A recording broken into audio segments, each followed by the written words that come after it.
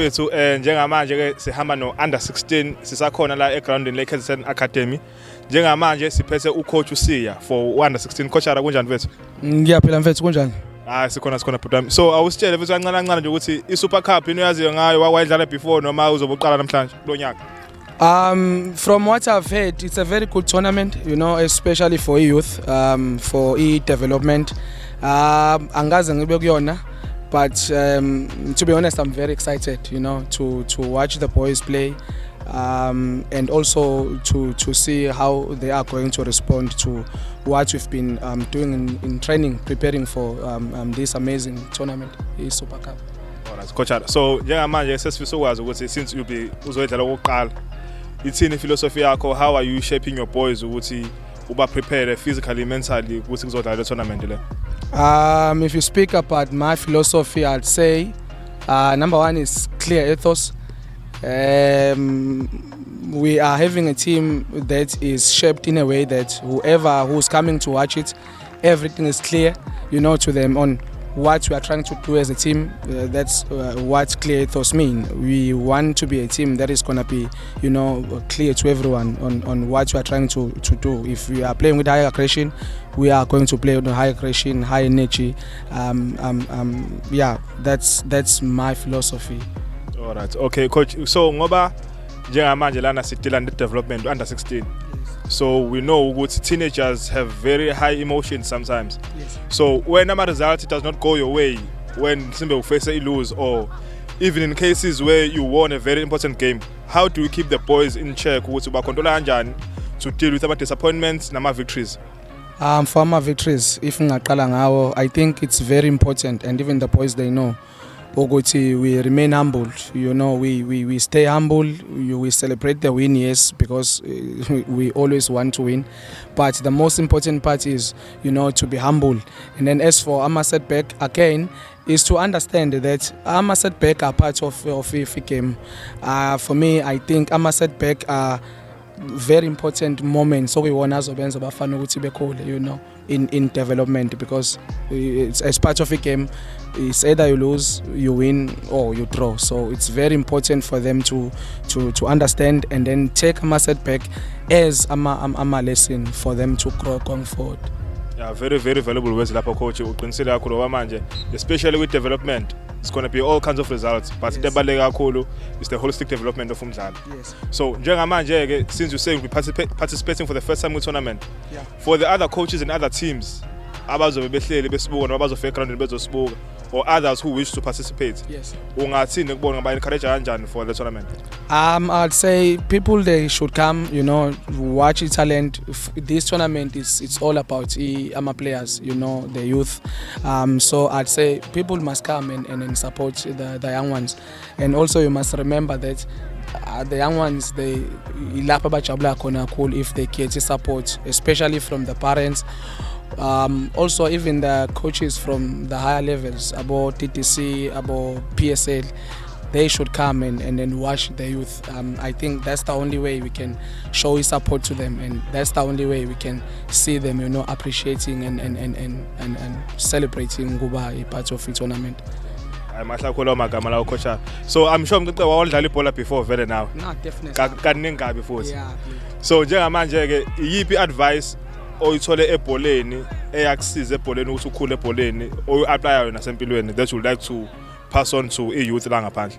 You must remain humble. Ngaphezu kwakho konke is to remain humble. You respect the game, you respect abantu ababukayo, but most importantly you respect our parents, because they are always there to support us.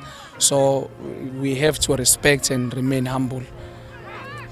Bese ke coach ara, if you could play against any football legend, ngazi ukuthi mina umnandi coach ara, ngakubona ukuthi ushaya ngegear yakho uphelele mfethu. So if you could play against any football legend eMzansi, who could it be and why? I think I can go for Oscar Ngobese. Yeah, for me uyena umuntu angenza ngathanda ibhola, you know. He represents South African philosophy.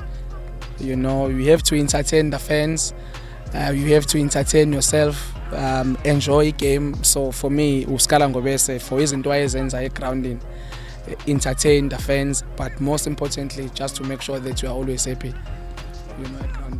Alright, bese ke mqeqeke if currently njengamanje abadlali abakhona, if you could switch lives with any professional player like South Africa, othi njengamanje manje ngiyongena endaweni yakhe lapha I know ukuthi ngafike ngoshaya umsebenzi. Who could it be? Players. Sure, a very hard one. Thembi Nkosi Lodge. Yeah, I'd say Thembi Nkosi Lodge. Yeah, umjita ka3 umnandi kakhulu. He has faced with so many challenges, but I like the way he responded to those challenges. So for me, ngawuyena yeah. Bese coach amagama akho kokugcina njengamanje to players, to your players, to other players, to other teams ongawasho nge-Super Cup. Super Cup, it's a very unique tournament for youth. I'd say people must come in numbers to support the tournament, but most importantly to support the boys, because the tournament belongs to the boys. They are very excited, so people must come in numbers. Parents, as we spoke about, also coaches from high levels, they must come in and enjoy this amazing tournament. They are definitely going to enjoy themselves. Yeah. So ngakhulu coach. Alright, bafethu nimzwile coach Siya under 16 KZN Academy. Into ebalekile ithi into kakhulu since sina development, respect the parents bafethu. Ngoba if umzali wakho decides ukuthi wena usadlala ibhola ngesakulethe groundini, it's not only you who suffers, but the development yakho. Sabonga kakhulu coach. Futhi njengamanje we got a player ye KZN Academy ku under 16. Awu introduce abafuku bani.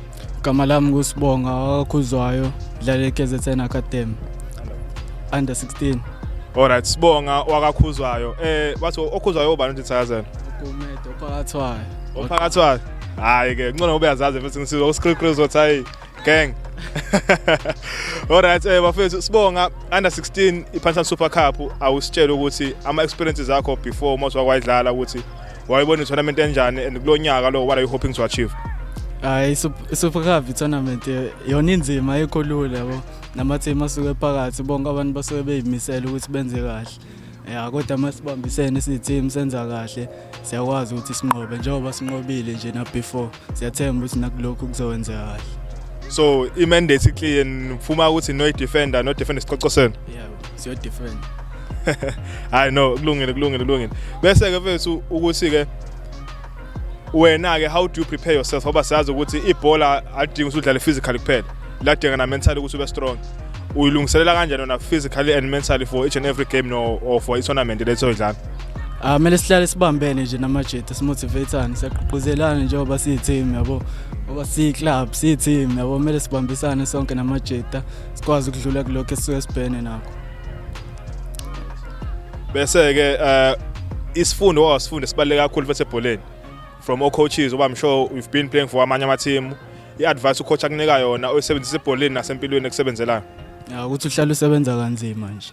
Uhlale uzimisele. Ungakhathali, ungagive up. Uhlale upush. Yeah. Alright, bese ke manje so since u under 16 vethu, si understand vele into esipusha kakhulu yona development lokuthi umdlala kakhulu angakhulu ebholeni kuphela kakhulu nasesikoleni. So ubalansisa kanjani isikole nale bhola? Esikoleni ngiyaya nasebholeni ngiyalo. Ngiyeza la groundini ngizojima. Lapho mengaphumeleli ukuzala nje abakuqhelile nje lana sekhaya. Awazi ukujima nangase roundini elokushini. Ngijime ngakhona ekhaya ukuze ngikhiphe fit.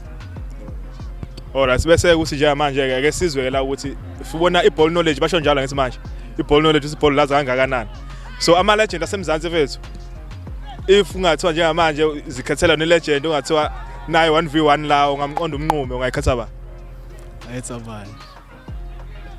Happy Jet. Ungeneka kalulu Jet. Yeah. Hayi wofethu. Yeah, ngamvela. Bese ke ama legend asemzansi othi lona uyena umuntu wakumotivate ukuqhubeka ukudlala ibhola nosuthanda ibhola ubalo. Ngisho ngithi uba Serero kanje, Thembazwane. Yeah. Jida3. Yeah.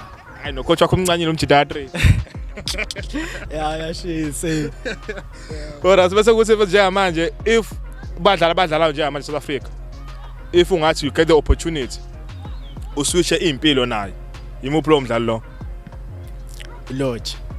Bozo ungashayisa Lodge Russia vethu umshayisa ngebench. Yeah, ngafuna ukushintsha no Lodge yaphila. Bozo ngamisa Russia. Yeah. Alright, bese ke umuzo wokugcina ukuthi siyazi ukuthi every time before igame ubusushilo Spencer Super Cup ayikho lula vele so nama teams akhona ayiquality wonke umuntu ufuna ukowina njengawe khona so for each and every game esukuyodlala ulungiselela kanjani nezinto oyenzayo uyathandaza uyenza every game ngoba siyazi ukuthi vele anikafike emaqandeni nini yeah siyazi uyathandaza individual nathi masifika la siyiteam sishaya isikekele siyathandaza namajeta then siyaqala siyawoma up yabo silungiselela itraining. Alright, no mfethu ayikho inkinga siyabonga sikufisa konke le tournament. Asazi noma nizoyithatha yini? Yethu. Alright, sawubona baba. Sure.